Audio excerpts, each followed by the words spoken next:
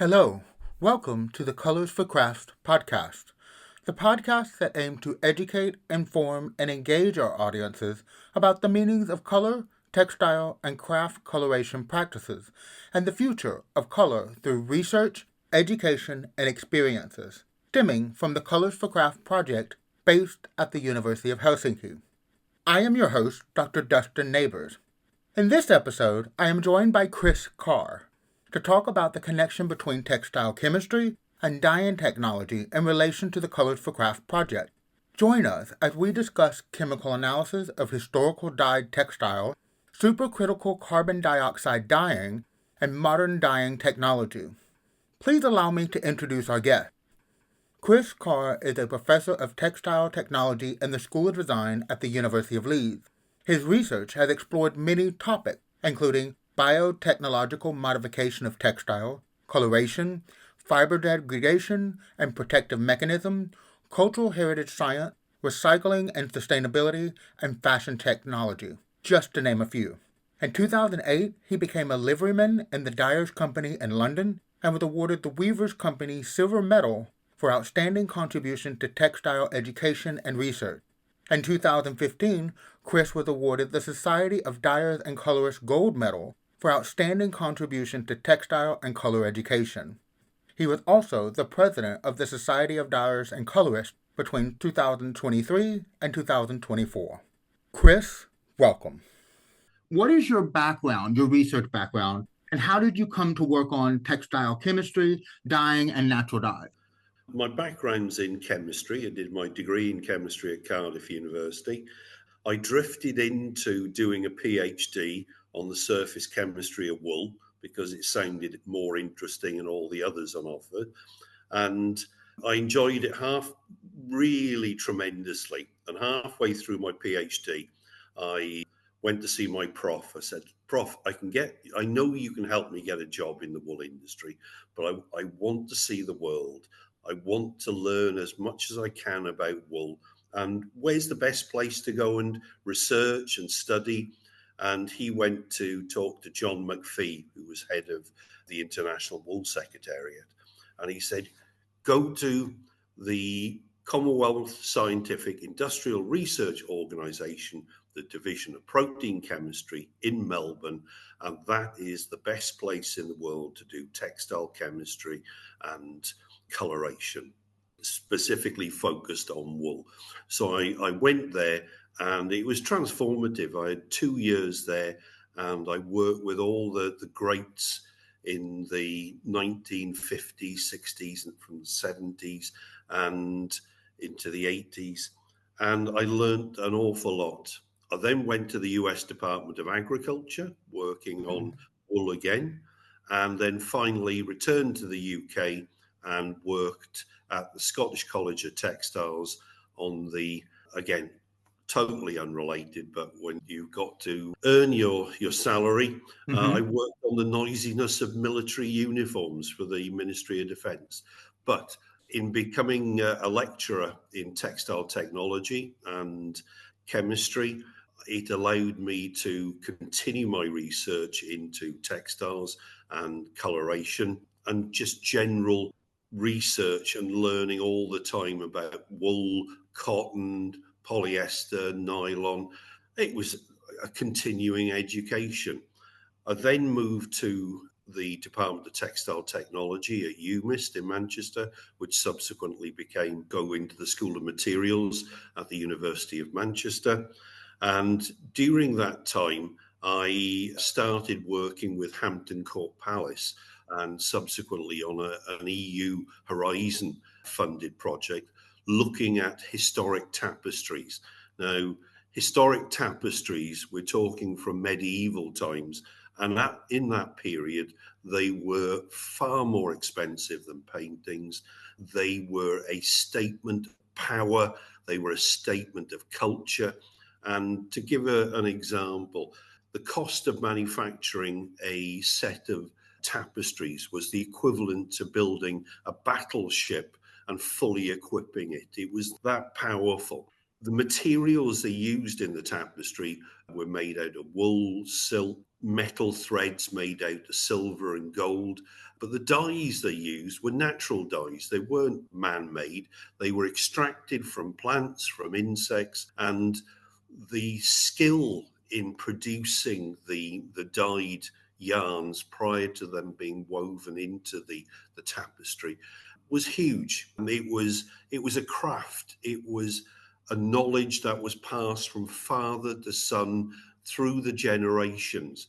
That really inspired me to understand the medieval craft, and many of the things that they developed back then, we've actually forgotten how to do it, and we don't understand how they achieved that state of technology. But the project was focused in on looking at developing a methodology, an analytical technique that could actually, you could take a small amount of the wool tapestry, correlate that with its strength, and then be able to predict if the tapestry was going to fail and rip under its own weight, or it required some conservation work to prevent that damage. But that understanding was hugely important in actually working with real materials. And back to the dyeing, our job at Manchester was to take the 16th century dyeing recipes, replicate those, and produce the wool and the silk hanks using the metal mordants and the dyes of the time, which we were then able to weave into the authentic tapestry construction and undertake all our studies to understand the degradation and also the prevention and the nature of the processing. So it's a convoluted route, but it was a really exciting project. We worked with KIK in Brussels, we worked with the Royal Palace in Madrid, with University of Edinburgh, with Birkbeck College, and Hampton Court Palace, and Manchester. So it was a really good group of scientists, historians, who were all focused in on these incredibly important cultural materials. And I think when you go into the nitty-gritty of the technology of that time, it inspires you. It gives you a long-term appreciation that colour is vitally important in terms of the messages it communicates, the aesthetics and the beauty. But superimposed on that, you've got to understand that performance is another component you should be aware of. And just to give an example, when they were looking to incorporate green grass into the tapestries, they would mix indigo, the blue, with weld, the yellow, combine them together to get the green. Well, of course, over the hundreds of years, the yellow has faded and you're left with the more light-fast blue. So you've actually got a bluegrass, and it isn't an allusion to bluegrass of Kentucky. It is actually relating to a technical deficiency in the light fastness of the yellow weld. So, as I say, that journey has taken to me to where I am now, and really looking at how the coloration process can be improved using natural dyes, using synthetic dyes, using bio-based dyes. The textile area and industry in recent times has come under the media microscope because there's been issues related to microfibers, to plastics, to the manufacturing processes. And one of those areas in terms of manufacturing is the dyeing and the coloration process. Historically, the dyeing processes have not been particularly efficient, and as a result, used a lot of water to wash off the unbound dye. It can have an environmental impact in terms of discharges into the river. Over the last 50 to 80 years, the industry has become aware of these challenges and has looked to optimize the dyeing processes, to cut down on the wastage and make sure that when you apply a dye to the textile, it actually goes onto the dye and doesn't go into the water discharge. However, as I say, technology evolves and evolves, And one of the new innovations is looking at waterless dyeing, where truly you reduce the amount of water you're using, or if you're using supercritical carbon dioxide fluid, you eliminate it totally. That's brought in a completely different mindset as to how you can change the thinking, change the manufacturing, and look after our environment. I think one of the big changes for the textile industry and coloration in particular is that it has become aware that it has to demonstrate good stewardship. It has to manage the fiber resource, how you produce the fibers, how you recycle them, how you remanufacture garments. And coupled to that is eliminating chemistries that have been used historically but shouldn't be used going forward into the 21st century, and looking at embracing new ideas. With supercritical carbon dioxide, it's a bit of a mouthful in terms of describing it when you traditionally think of a gas, a liquid, and a solid. With this particular fluid, it's at the interface between a gas and a liquid. We pressurize the carbon dioxide gas, and at a specific temperature, above 31 degrees C and a specific pressure, it becomes a fluid, almost like a fourth state of matter. And that fluid has some really useful properties in that it functions as a solvent, so we can dissolve dyes in them, and it has excellent diffusion characteristics, more akin to a gas than a liquid. So once the material is in the liquid, if you were looking to put it into a fiber, it would diffuse in very efficiently. Now, the current drawback with the technology is that with supercritical carbon dioxide dyeing, the dyes that are most applicable industrially are the solvent dyes that dissolve in the supercritical carbon dioxide. And those tend to be non-polar and more applicable to polyester. So what you find is the industry has adopted this new technology and used it to dye up polyester, and it's been successful.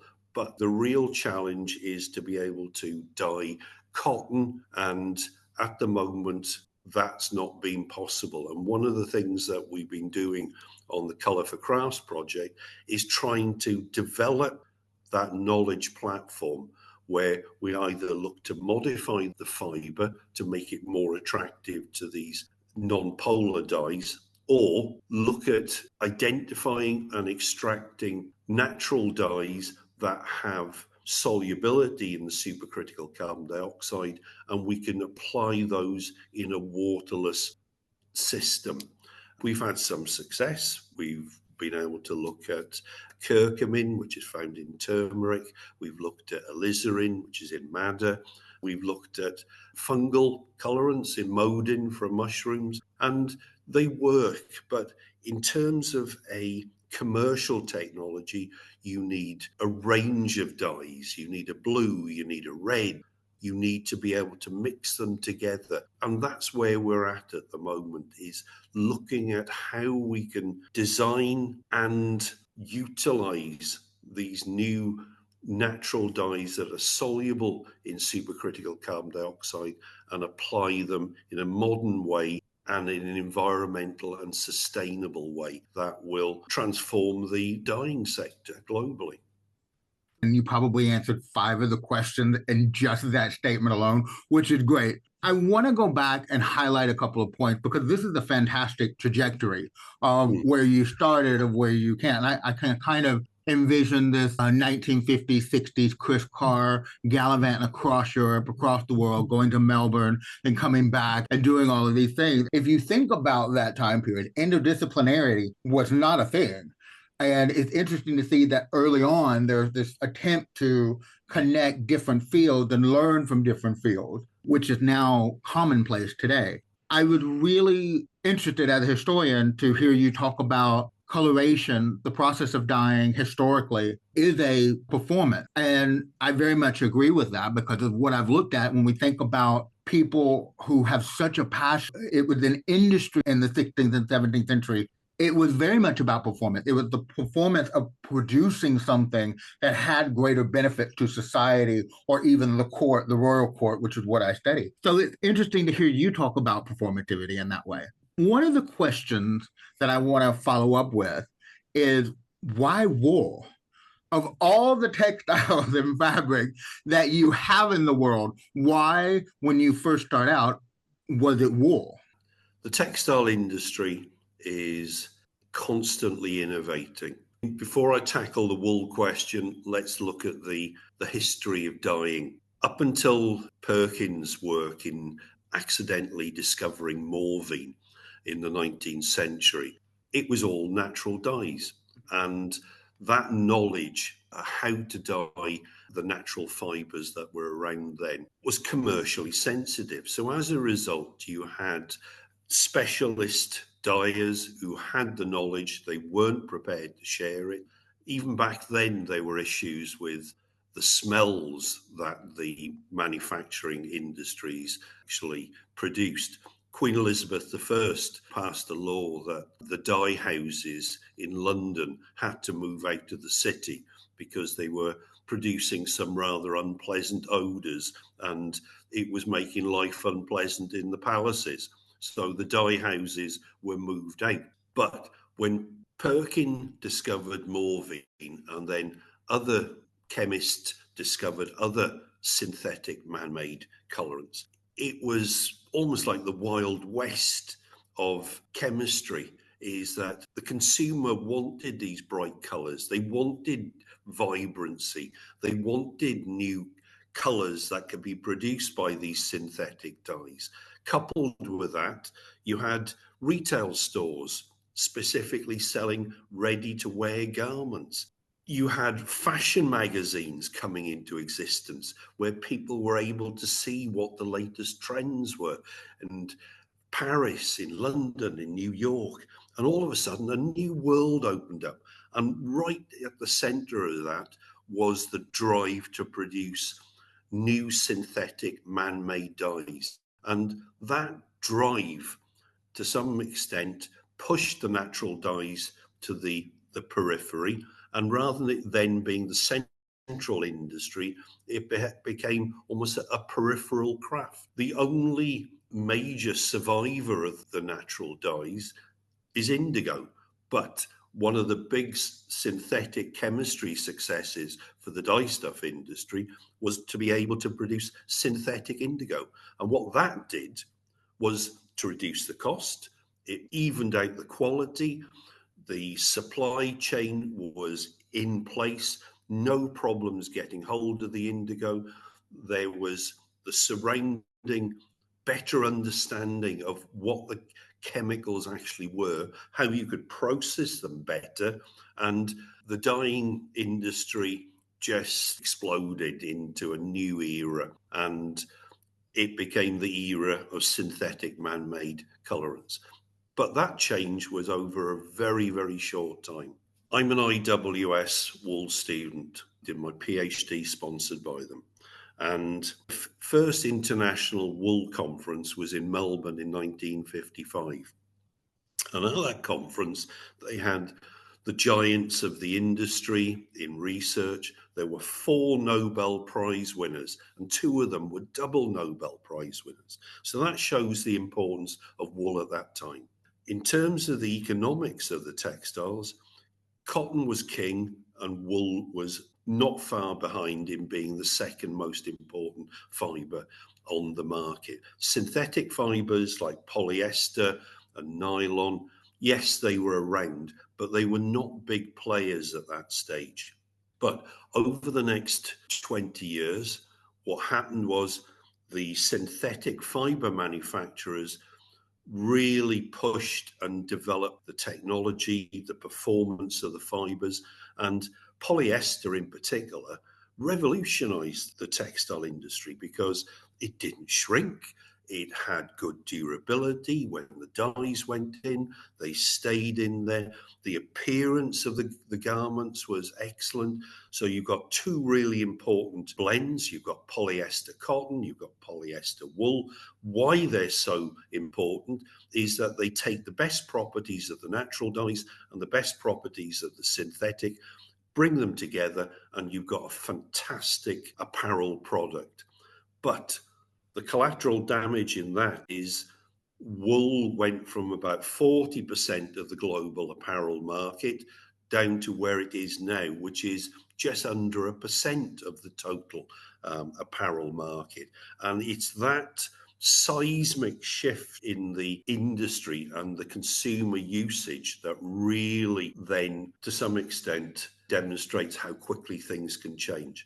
From my own perspective, wool is undoubtedly the smartest fibre around. On the surface, you've got a hydrophobic layer which imparts water repellency. Why does it impart water repellency? Well, it's to stop the fibre wetting out. Beneath that, you've got a really tough layer, and that's to protect the fibre from damage. Inside, you've got a composite structure, crystalline microfibrils, amorphous matrix. Why is that the first example of a composite you'll ever find? It's because when wool gets wet, it loses its strength. The hair on your head, when it gets wet, it loses strength. So you can imagine if you're combing long hair and there's a weakness in the fibre, as you comb it, the fibre will break. But with this composite structure, it dissipates the force over the whole fibre and the fibre doesn't break. Again, going back to this wetting issue, historic, I'm going back to Neanderthal times now, when clothes were not bought off the shelf in a retail store, is that in wintertime, it could get very cold. And obviously, when you get cold, the hairs on your body raise up and create a thermal insulation layer. Now, if that fibre wets out, you lose that thermal insulation layer, and that's why the hair on your body have this water repellent surface. Wool is still around. It's a premium product. You find it in some of the most beautiful apparel. You find it in carpets. From my perspective and from the cultural side, is that this appreciation of wool in tapestries is hugely important historically, technically, and I suppose to some extent is that having based my career on wool, and the wool industry has been hugely kind to me in helping me develop my career, is that to some extent I feel a certain loyalty that if there's new technology like waterless dyeing, supercritical carbon dioxide dyeing, I need to be doing my bit to make certain that wool is at the forefront. And I suppose I look back and I think, who are the two biggest names in student wool design? And back in the 1950s, it was Karl Lagerfeld and it was Yves Saint Laurent. They were students and they won the wool design prizes. It launched their careers. They went into the spotlight. And I suppose to some extent, they too would have looked back and said, well, I can trace where my career took off to that time. And likewise, that's when my career started and that's when it took off. And that's why I love wool. And that's not the answer that I was expecting. I was expecting the Welsh Chris to sit here and say, well, I like wool because it makes me feel fancy, coming from the Wales of the 1950s and 60s. I think wool has become such a luxury. It's really interesting to see how it goes from a common everyday, every person had some form of wool to being now a luxury item. And it raises two interesting things that you pointed out, which is the impact, if that's the correct word, of fast fashion, where we would go from everybody needs to have this. And what happened is, as you said, the color becomes collateral damage and the textiles become collateral damage because the natural dyes get pushed to the periphery, wool gets to the periphery before these very reasons of making things put on the shelf, making things more accessible. One of the things I think now from working on this project to hearing you and you talk about with passion, the textiles and stuff like that. And now there's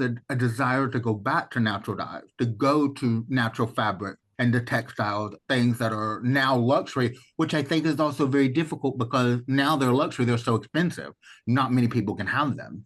Yeah, I think with wool, it is I suppose strategically, it has been a difficult challenge for the industry. Back in the 50s and 60s, it was a commodity textile.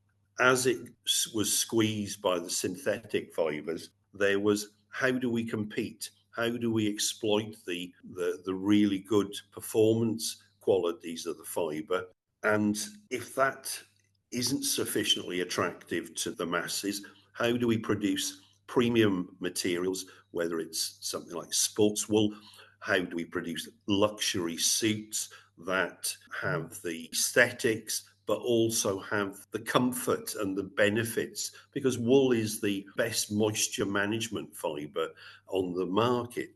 And by that, I mean it's the fiber that absorbs the most moisture, but still you feel cool and comfortable. And that is important. The other aspect to this is the respecting the material, getting the most out of the fiber that you can during its first lifetime, and then thinking about how can you reuse that. Again, the element of fast fashion is the lifespan is very short. We can point to the fact that wool garments have this timeless longevity, but you've got to accept that the consumer, the young consumer, is looking for that. What's tomorrow? What's the day after?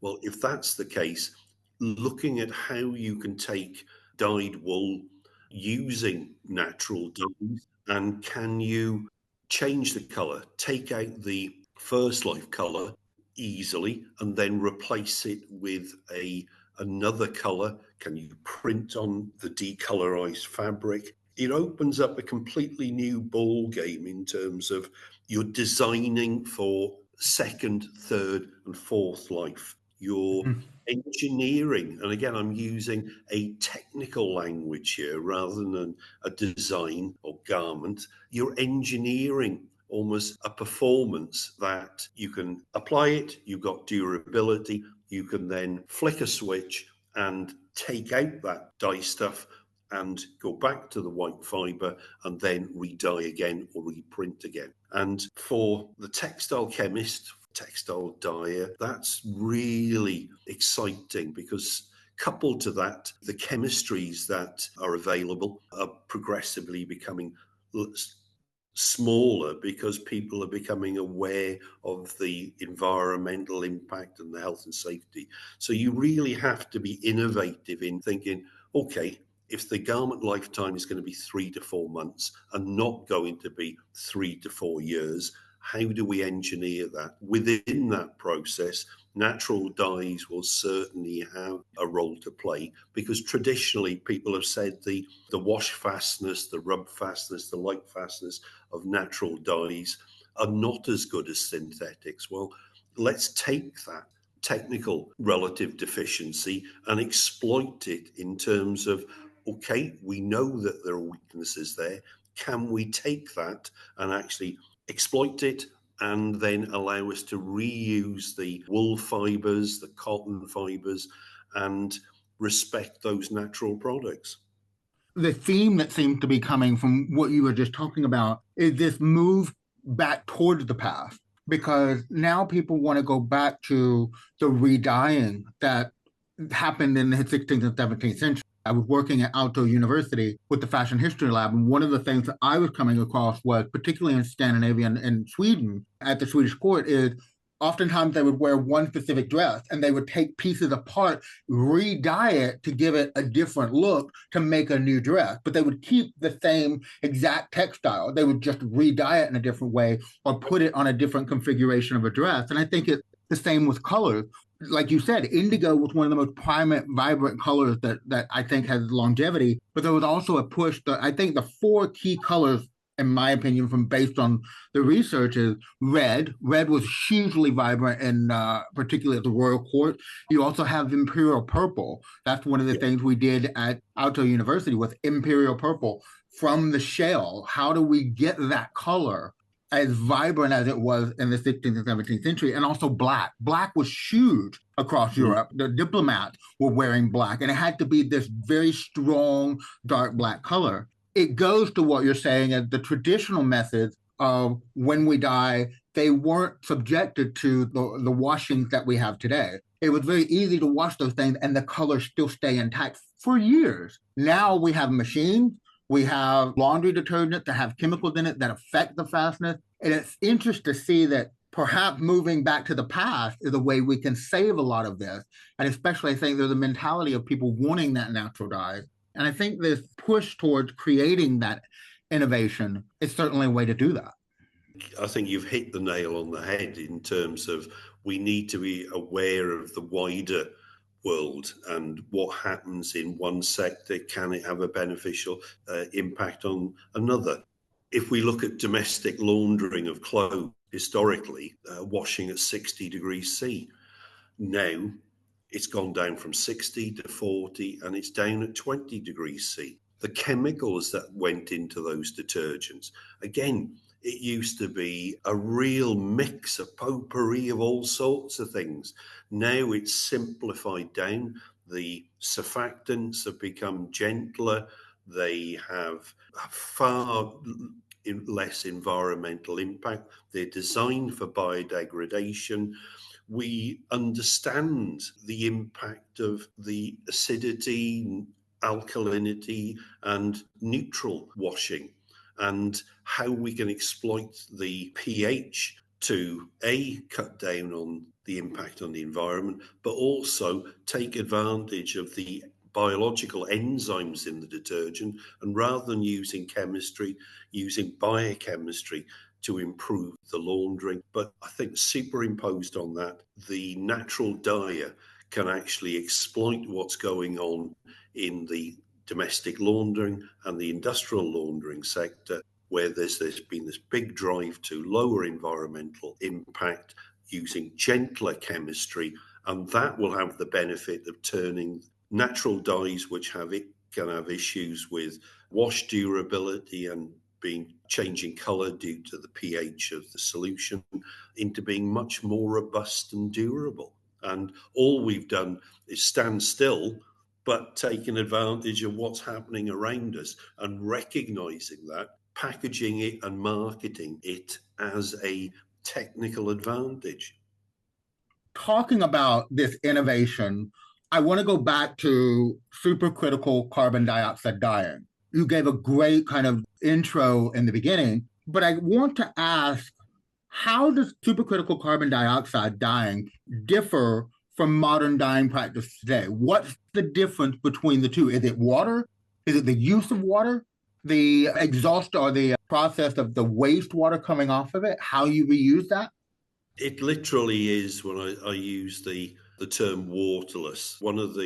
You've always got to be careful with marketing. When people say, oh, I'm using waterless processing, define what you mean by waterless. Are you using, rather than 100 litres, are you using 20 litres? Or is it you're not using any water at all? Where supercritical carbon dioxide processing comes in is that you can eliminate water altogether. The technology has found applications in extracting caffeine from coffee. It's extracting oils and fragrances from plants and biological materials. Where it is different is that you put your textile material into the dyeing chamber, dry. You then allow the supercritical carbon dioxide to allow it to go into the dyeing vessel with the dye stuffs. It's there, take it up to 100, 120 degrees C, short amount of time, and that high diffusivity means that the dye stuffs go into the fibre and are locked in there. When you then complete the dyeing cycle, you drop the supercritical carbon dioxide fluid and then treat it with clean supercritical carbon dioxide fluid to rinse it. And once you've done the rinsing, you then depressurize, open it to the environment. And when you depressurize, the carbon dioxide gets converted into a gas. That gas is then collected and recycled for the next dyeing cycle. So you've got a system that is essentially a closed loop. It's not impacting the install. And that's where it gets exciting, or even more exciting, in that you're effectively working in an environmental cocoon. Is that you're taking the carbon dioxide, you're using it, then after the cycle of pressurizing, dyeing, depressurizing, releasing, you can then reuse it all again. One of the most expensive processes when you dye in water is not the actual dyeing process, it's the subsequent drying. Because to dry water from a wet textile, you generally go with two approaches. You have a mechanical, where you physically squeeze it or spin it around and express the water out of that fabric or yarn or fibre, but you're then still left with a significant amount of water in the fibre. That's when you then have to apply heat, and that heat costs money. And the textile industry is driven by minimizing cost. So the supercritical carbon dioxide technology approach means that dyeing process doesn't have a drying process. It's naturally dry going in, it's naturally dry coming out. And that's a significant technological and, more importantly, an economic attraction. I would suspect that the modern processes to dry involve machine technology of drying it out, which then affects the environment, does it not? Whereas this would eliminate that step. The textile industry tends to be very, very traditional, and the drying technology is surprisingly hasn't changed that much over the last 100 years.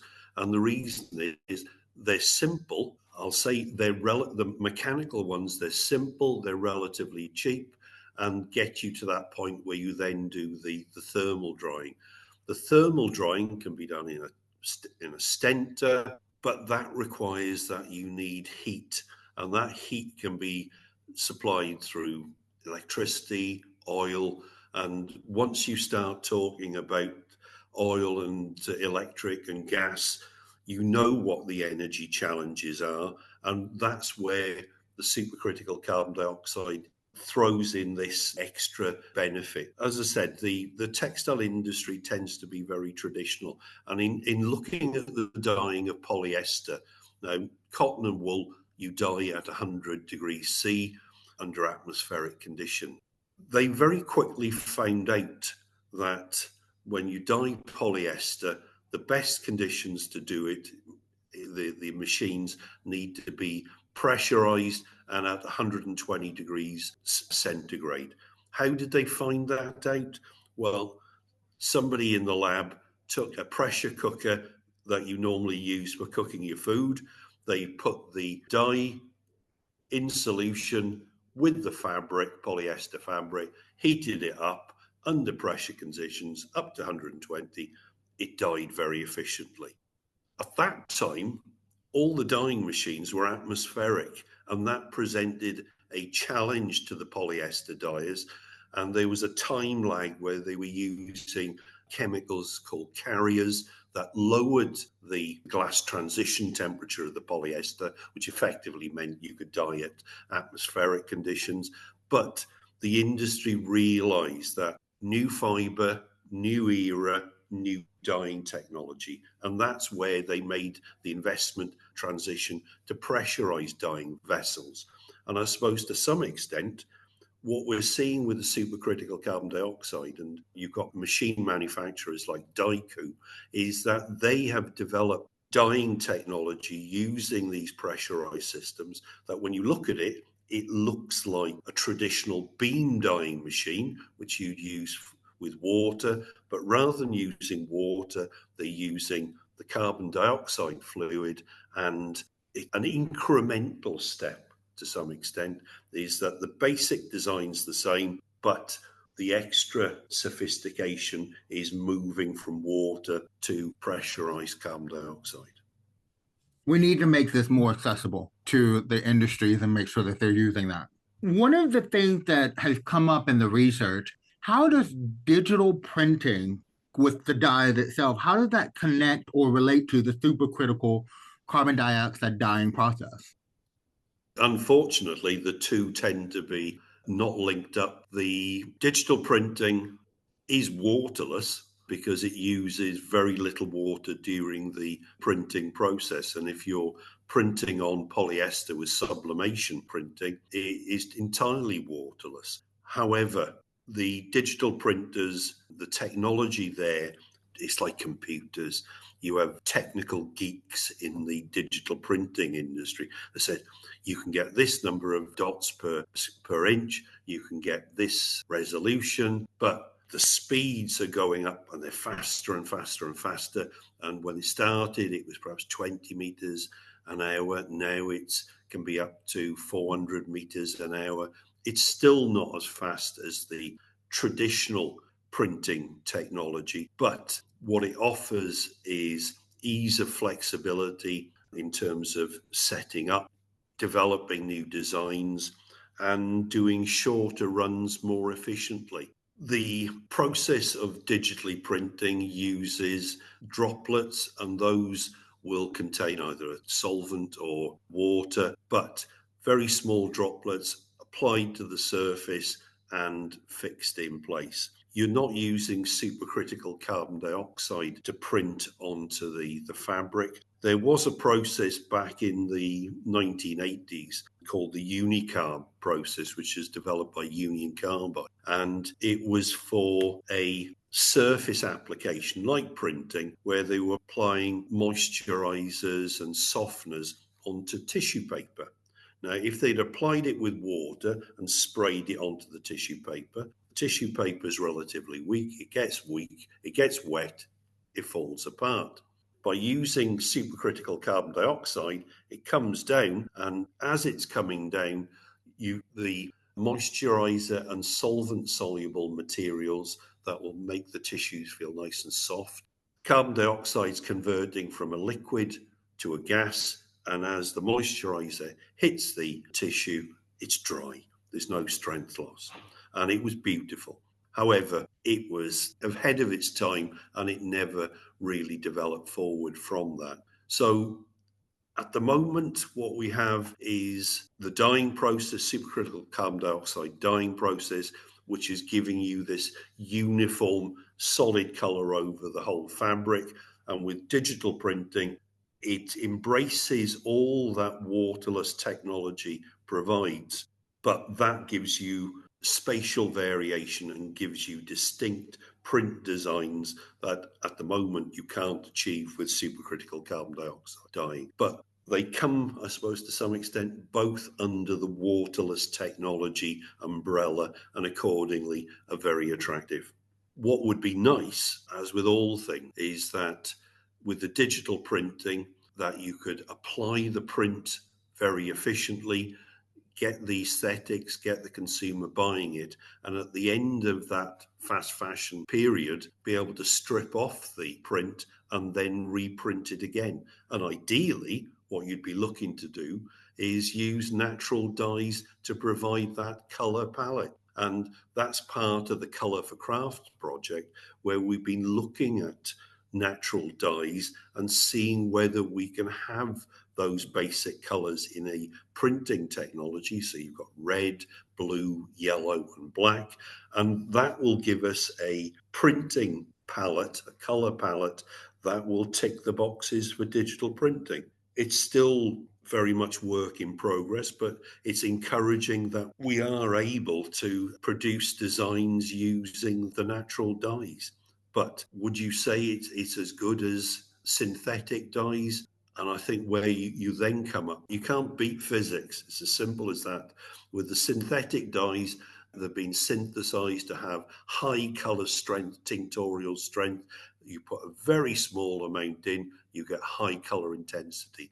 With the natural dyes, there's a limit to the salt water solubility, and there's a finite limit to their color strength. So it's trying to marry both up together and find a compatibility that you can get close between the two of them. And I think that's where we're going at the moment. One of the things that I was thinking of is if you compare digital printing with the way that you're talking about, one of the ideas of the project is to record the process of supercritical carbon dioxide to see what comes out of it. In my head, I'm like, how does that actually look? I would think that with supercritical carbon dioxide, the dyeing process, there's a little more longevity, there's a little more durability in it.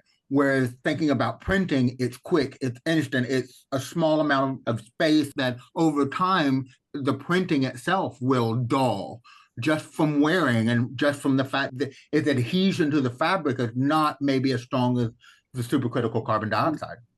Digital printing, there are a number of approaches. You could do pigment printing, where you put the colorant into a polymer binder and you print it on and give it a heat curing process. Provided the color strength of the natural dye is high, you can get a good print effect. You're still hit with the challenge of the light fastness and the wash fastness. Well, if the natural dye is in the polymer binder, it should be locked in place and not washed out. So that's a tick box. But you still have that choosing your dyes for the good light fastness.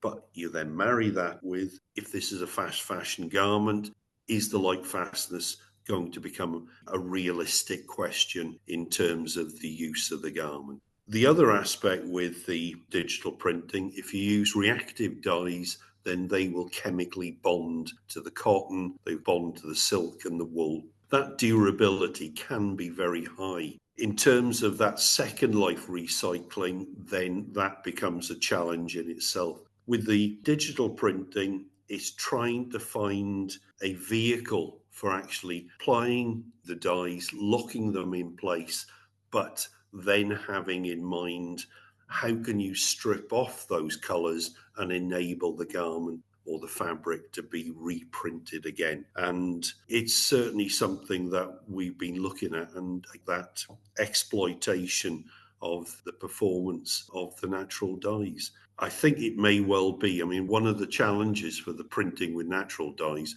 is that you're effectively limited to indigo. That is it. And the application of indigo requires that you have to reduce the dye to make it water soluble, then apply it. That is a challenge in itself, certainly for printing. And digital printing is even more challenging going down that route. We're looking at the moment, having signed non-disclosure agreements, I can't say. We're looking at alternatives, and I'm hopeful that we're making progress on the digital print. I would think you are. Even with supercritical carbon dioxide, I never thought about light fastness. There's a process to test it. There's a process of washing it. Through this project, I've actually thought about when we test the color or when we do a certain test, we also need to see how it stands up to everyday wear. That's something that's normal. Like how long does a t-shirt before it starts ripping at the seams, but also thinking about how the colors disdain. And I did think that there was a process that light fastness does that. And it's so great to see that with supercritical carbon dioxide dyeing process testing, you also immediately take the garment that comes out of that process and go through a light fastness wash testing to see what does. The other day, you said the issue sometimes is the Unilever or the laundry detergent. That's the problem. Well, then change the laundry detergent. That never was a question that came up before. And this is where I ham it up doing the Usain Bolt Wonder Wash. That P&G have their own version of that with Peter Craig. And again, looking at that low temperature, using much gentler cleaning and not challenging the dyes on the fibres, on the fabrics as much, but still getting that cleaning effect. And it's what's that old classic. If you stand still long enough, things will change around you. And the original question you had then doesn't become a problem. Everything else has changed to your benefit. Fantastic. What do you think is the future of dyeing technology and natural dyes? In the light of the work that we've done and the evolving technology out there for waterless dyeing, for cleaner technology, I think that the new technology is there to support the use of natural dyes. The consumer wants to use natural dyes. They buy into this concept that natural is beautiful. It is something that we should develop further. Where we feel that we're able to contribute and move the challenge forward is a better understanding on the nature of the natural dyes, how they can work with the technology. There are also new fibers coming along that offer improved sustainability and improved properties over the traditional cotton, polyester, and we need to be looking at those and integrating those into the proposals that we're developing for the wider use of natural dyes. And I think the work that Pili has been doing using microbial technology to develop the dye intermediates, which can then go into the final indigo. Other people using microbial fermentation to create new bio-based colorants. I think it's an exciting time. And I look back to when Perkin developed Morphine and we had that explosion in terms of emergence of synthetic dyes and the consumers being absolutely vital in saying these dyes are new, they're vibrant, they're dynamic, they're giving us a fashion palette that we've never had before. And that pull through by the consumer who said, this is what we want. And the old dyes, yes, they're fine, but they're not delivering this new fashion environment. I think we could be in that state of flux now where there'll be a leveling up between natural dyes, bio-based dyes, and the traditional synthetic dyes. And I think a much more balanced coloration industry that is using the best technology and using innovative dyes that offer more sustainability. So the future is bright. Well, I think you make two interesting points there when you talk about the consumer and about the industry and the fashion industry itself. And so I to kind of tag on to that question is, who do you see at this particular moment as being the leader in how sustainable natural dyes are used? Is it the consumer or is it the fashion industry? You've got the consumer who are constantly exposed to media releases talking about the environmental impact of coloration, of dyes, of the textile industry on the different types of fibers. And they are then going back to the retail brands and in the focus groups there saying, what are you doing to save the planet, to change it and make it better? And when we buy our clothes, that our conscience is being salved, we know we're doing the right things and we're investing. I think the key players in terms of bringing about the technological change, clearly the retail brands, if they feel it's part of their sustainability agenda, will actually invest in new dye houses, in new fibers.